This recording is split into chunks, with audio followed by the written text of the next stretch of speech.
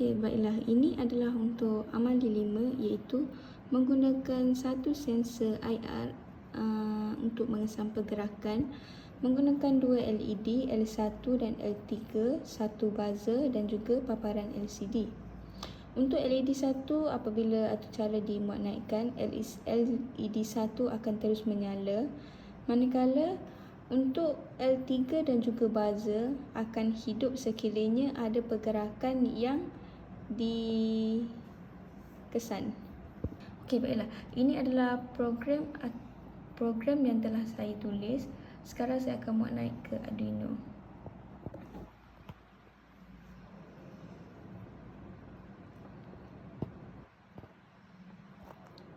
Sekarang paparan pada LCD adalah tiada gerakan, selamat, dan lampu LED pada L1 terus menyala.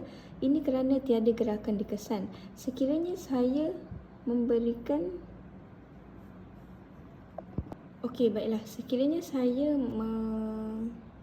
meletakkan tangan saya di hadapan sensor, pada keluaran LCD akan memaparkan gerakan dikesan amaran, dan L3 akan menyala dan buzzer akan berbunyi beep beep.